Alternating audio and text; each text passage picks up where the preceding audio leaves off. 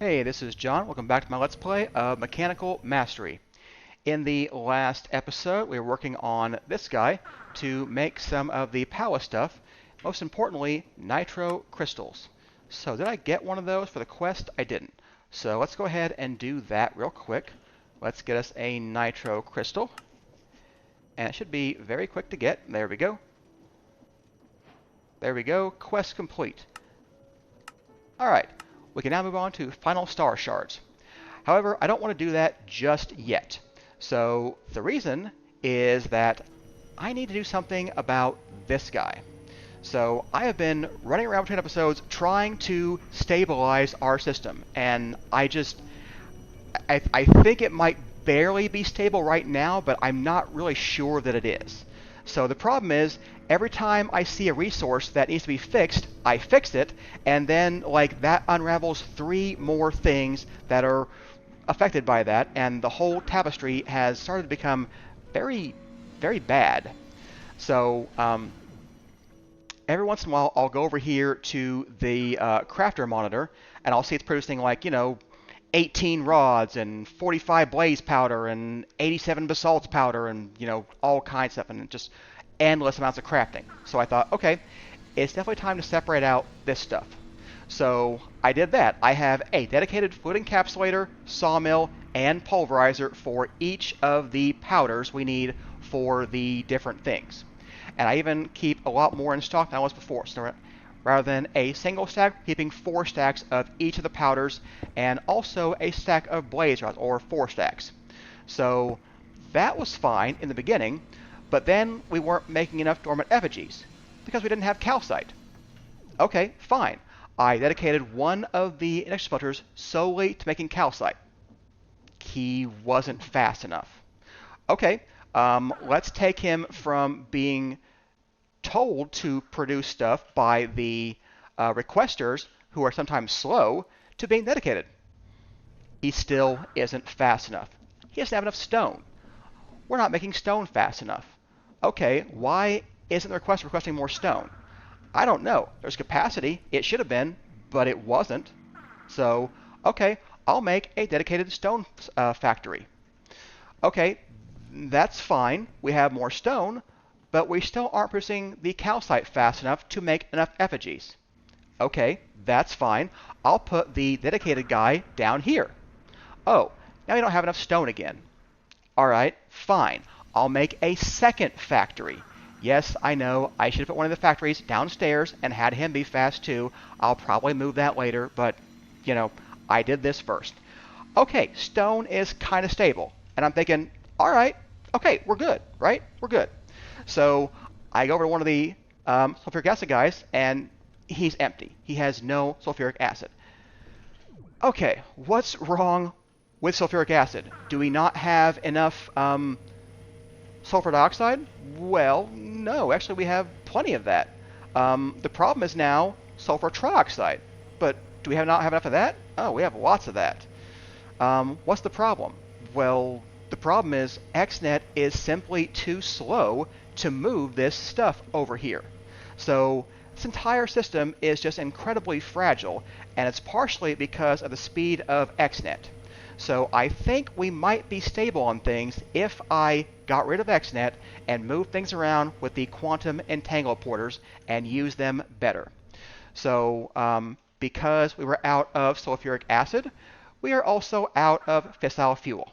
Yeah, we have, well, we just finally have enough to fill him back up. He was actually almost out in here as well.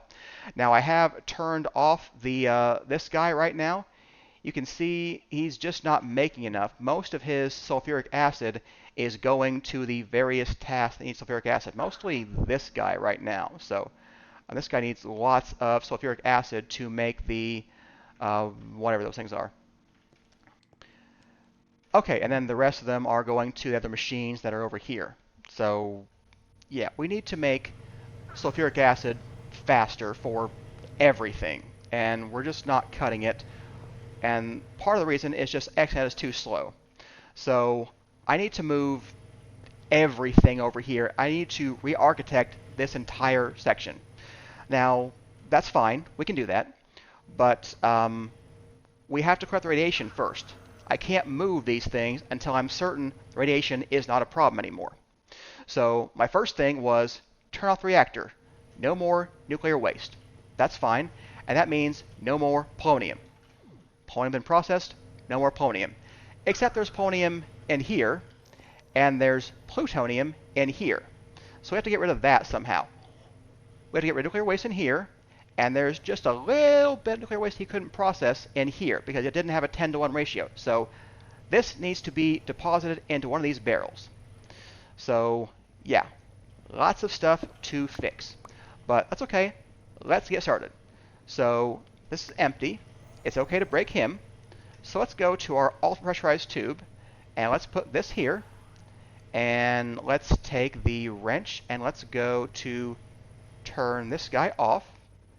And let's turn this guy to a pull, I think. Yeah, you can see he now no longer has that tiny bit of radioactive waste. And that should already be dissipated. So we can get rid of this and this and this. Perfect. Now we don't have the polonium guy making polonium, so we can remove him as well. There is polonium in here. We need to put that into the SPS guy, turn into antimatter, and get rid of the radioactivity. So let's simply, what can we do about this? We have two options. We can reverse pull the polonium or make more of these polonium pellets. If I make more polonium pellets, he'll make more of the waste I don't want. So it'd be easier to dissipate this as the waste here. So let's do that. Let's just pull your polonium out. Perfect. Okay, so now the polonium is in here, and it's going to be turned into antimatter. Perfect. Now the plutonium is a different story. We have to move that somewhere and get rid of this nuclear waste. So I think the best option for this is to go ahead and turn this guy on. So let's just make this ignored, and let's process all the plutonium, which will process the nuclear waste, which will get rid of all the radioactivity, and he'll dump his waste into the barrels below him, I hope anyway. So yeah, okay, we've got a little bit of spent nuclear waste over here. So all we have to do is basically finish this guy. So if we run him a lot faster, he should go through all his plutonium. Perfect. So now neither of these guys are dangerous to break. The only thing dangerous to break are these guys. We've got a little bit of nuclear waste, which is going to take about 5 minutes to dissipate, it looks like. So that's fine. We will wait for that to happen. It looks like it did go to all the barrels, so that's not too bad. So, and the polonium has been processed, so we're pretty close to everything. All right, so what are we going to do for all of this stuff? Honestly, I don't entirely know. My first plan is to do things with these electrolytic separators and dump those into quantum entangleporters. I need to do something that has more than one channel. So I'm going to need, something that can handle more than one channel. And I don't know quite how we're going to do that yet, but I'm hoping we could just dump, hydrogen and oxygen into one of these guys, and it would be okay. So for starters, I want to stop processing everything. So we're just going to take everything out. Okay, no more processing of any channels, which is going to basically stop all of the machines. So this guy was primarily making our oxygen. So I'm going to go ahead and break this controller. He is no longer needed. I'm going to break all of my connectors.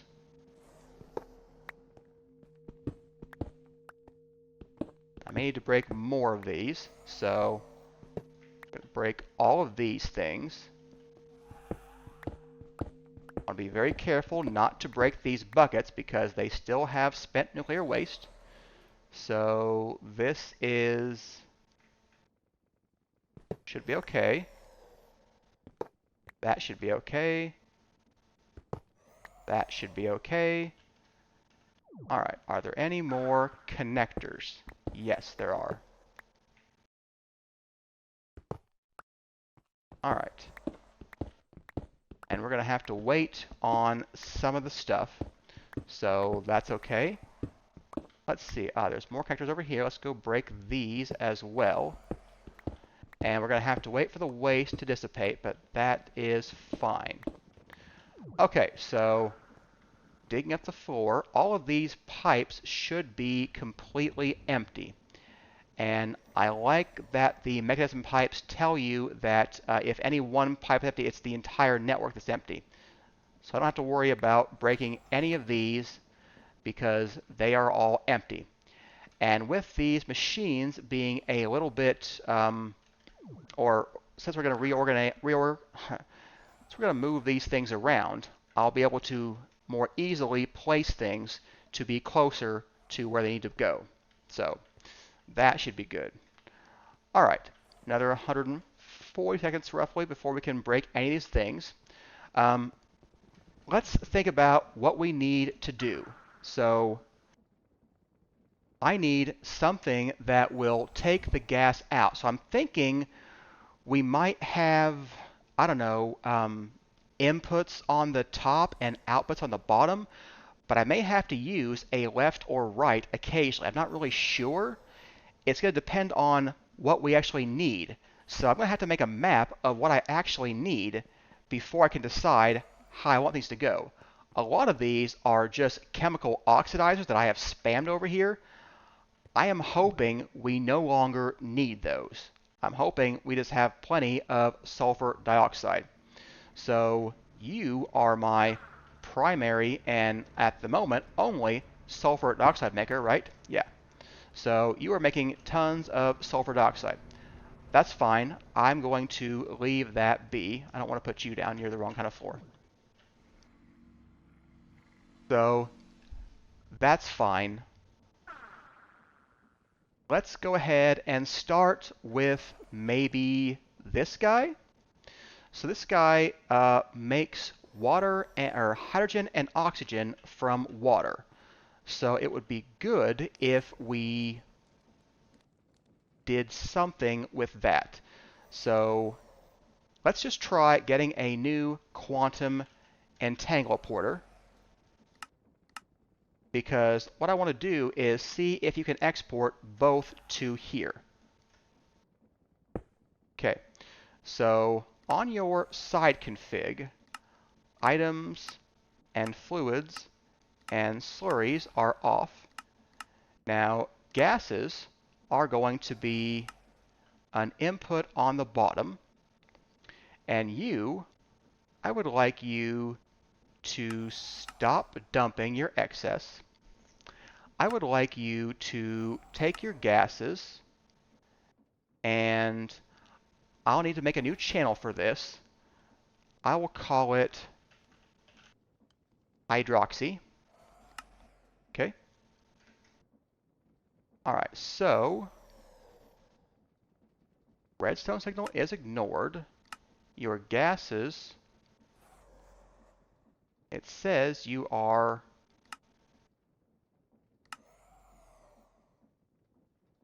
should be able to get from the bottom gases. How come you are not doing that?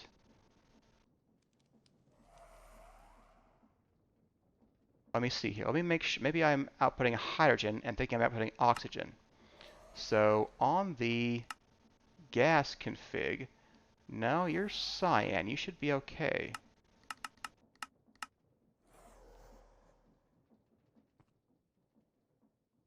That's a little bit weird that he can't accept gas on the bottom. It's also a slight problem because I don't know what to do about, I don't quite know what to do about the fact we need different sides to extract this into. I wonder if this is going to work out after all. So we had been extracting things with extent and putting them in here, but I know that I've done the outputs before.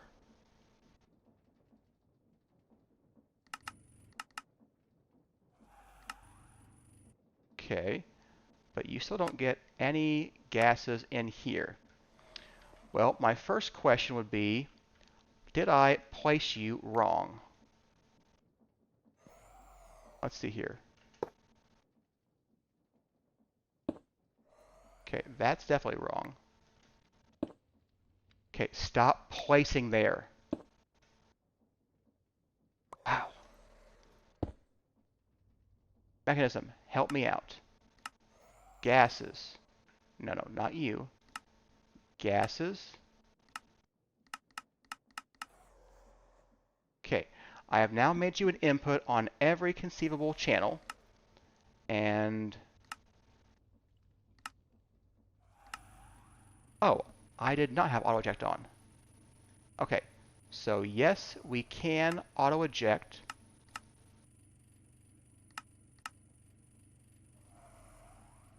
So yeah, you're now getting hydrogen in there, but not oxygen because we can't output the same thing to the same place. So that becomes kind of a problem for things that make two fluids.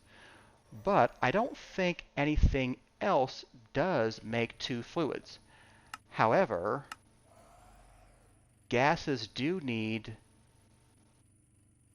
a top and a bottom and an output. Wow, this gets really complicated for how I'm going to make this work. I'm gonna have to think about this just a little bit. Well, I think the best solution is going to be I'm going to have a single one of these for each one. Um, so let's go ahead and get rid of you. And we're going to probably have three sides of a lot of machines open. And we can put machine only have one side somewhere else. So first of all, we can get rid of all of the chemical oxidizers, I think. So you need to be here. You don't have to be right where you are, though. And some things could probably go right into their machine counterparts. So that may be another way we could do this. For instance, we do need hydrogen and oxygen in different places. But a lot of this goes directly into other machines. So this needs oxygen on one side and sulfur dioxide on the other. So that would produce the trioxide, and we could take the trioxide out on the top and put him right into this guy along with the water vapor on the other side. Yeah, that might work.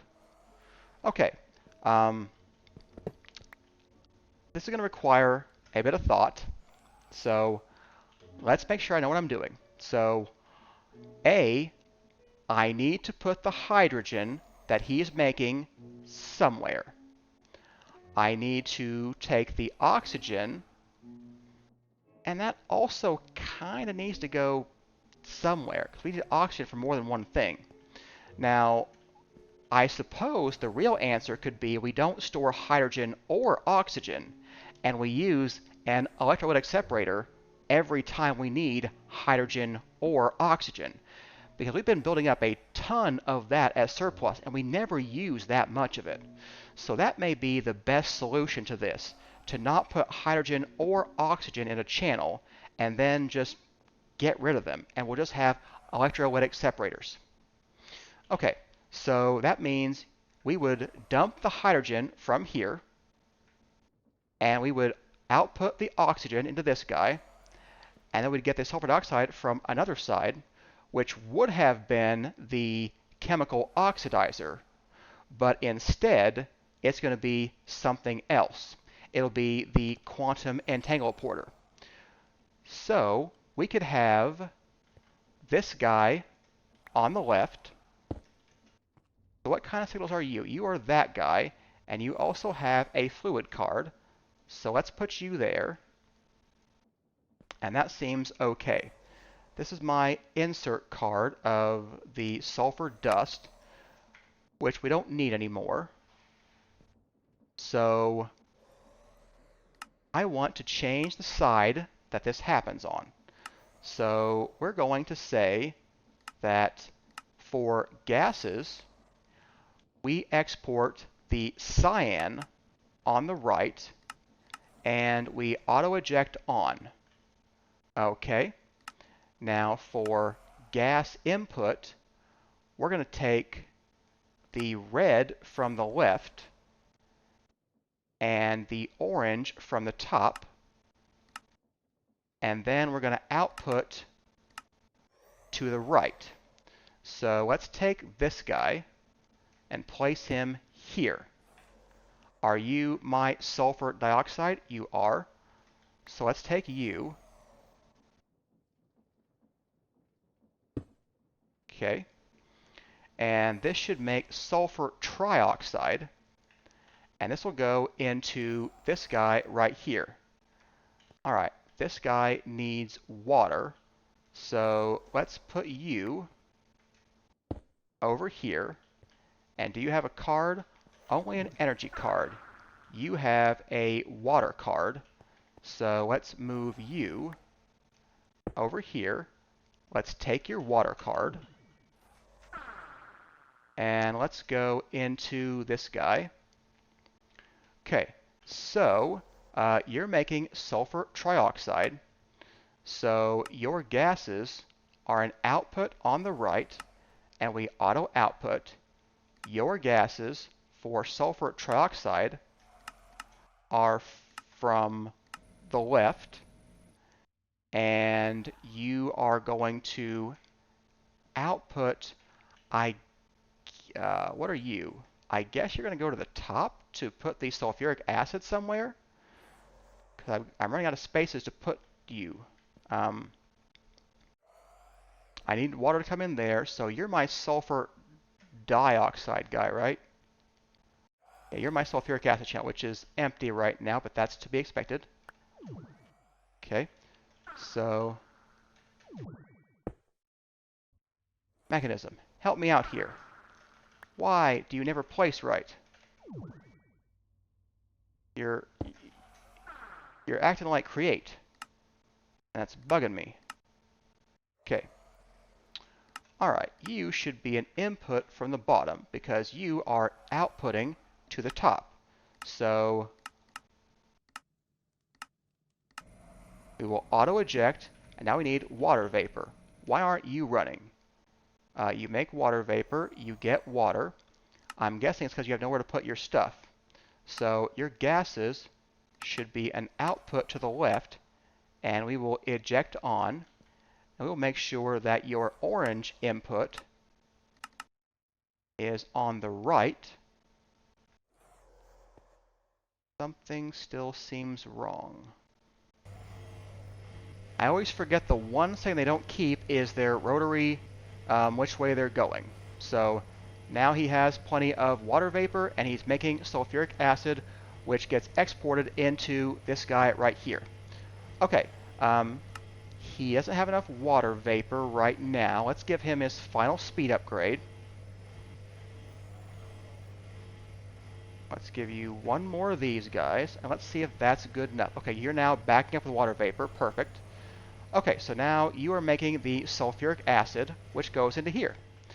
Okay, you need sulfuric acid and fluorite to make hydrofluoric acid. So we can do something with this guy over here. So you are sulfuric acid. Let's just say your gases are an output on the right, and let's use a pipe or a tube. I'd like more than one of you, please. Okay, on your side config, your gas should be an input from the top, and then we're going to have an output on the right.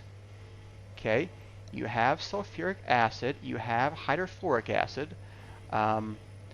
You are an auto output, right? You're not, but you are now. Okay, there we go. Plenty of sulfuric acid to go in here to make the hydrofluoric acid. All right. So I think we'll now take the hydrofluoric acid. So let's take this and go right into here. So I need to get the hydrofluoric acid from him into this guy. So you are my input orange, and you can be my input on that side. And we get the uranium hexafluoride. I don't like that actually. I think I'll probably move this guy. I might not actually. No, I need somewhere for him to go. Yeah, I'm going to have to move something. What are my options here? I need some space. That's what I need. Okay, we're going to have to use something for the hydrofluoric acid to get him into that guy there. Or I mean the uranium hexafluoride. So we can move this guy.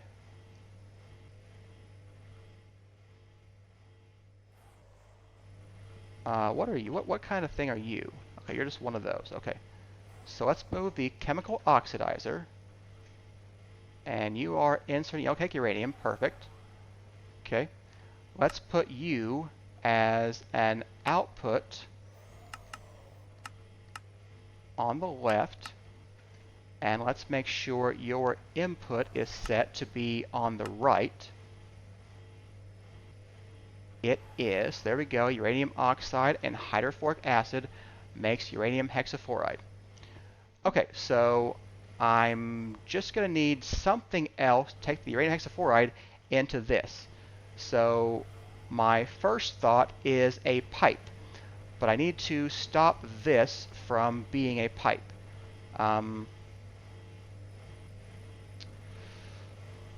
What's the best way to do that? Well, we can't go on top anyway. Actually, I need him to go on the bottom. So let's do that. We can go around on the bottom instead. So we'll put that there.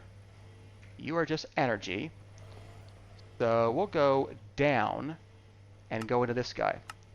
So you are now inputting from the bottom, and you are outputting to the right. I don't know where that's... Actually, I do know. I do know where that's going to go. That's going to go to this guy. So, yeah. Okay, so let's get some more of these pipes. You're in my way, buddy. Okay, you're my infuser. Okay.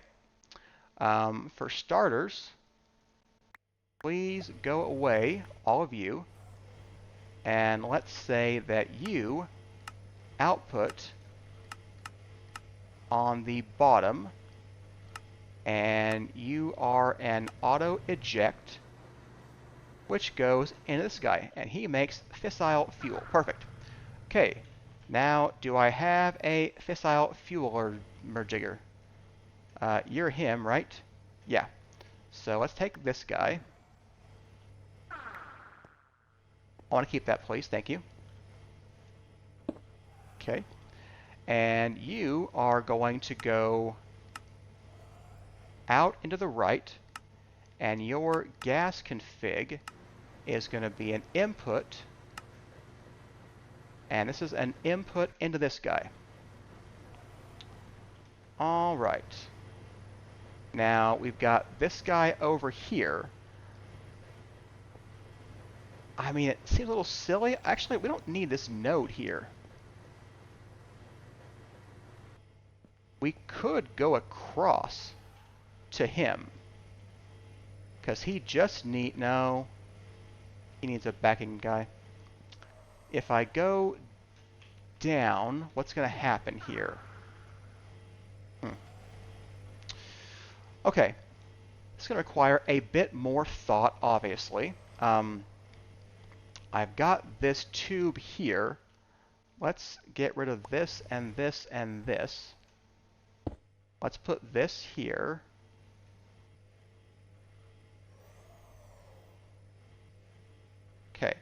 I'd like to separate those guys and go under for the machine. And I'm running very long this episode. It's going to be like the longest one ever. So I apologize for that. But hey, you go away too. Okay. So let's do this. And let's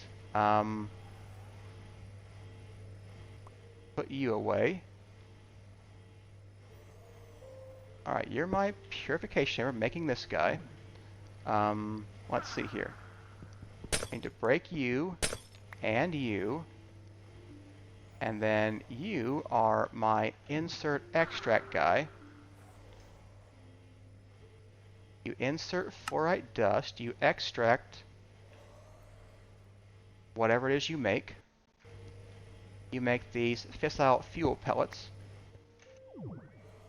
Okay. So let's say fissile fuel pellets. Let's say you need more than 256 of those. There we go. So you would now run if you had some fissile fuel. Your gases are going to be an input from the bottom. Okay, that should be good if you were outputting to the bottom, which you now are. There we go. Fissile fuel pellets. Okay, that is the basics of the fissile fuel pellet setup and the fissile fuel setup that we made originally way back whenever we started all this. Okay, way past having that point. I'm sorry it's the longest episode ever. I know a lot of troubleshooting and thinking about this, but I'm trying to, show you what I would do to fix a fragile system that is somewhat broken. We need to, there's a lot of pieces here. So I thought XNet was going to be a golden bullet for this, and it turns out it's just not fast enough to keep up with a lot of stuff. I'm not entirely sure why he's not running. So it looks like it has something to do with this. Now you have that. Why don't you have... It must be an item you need for this. And I'm betting it's this one.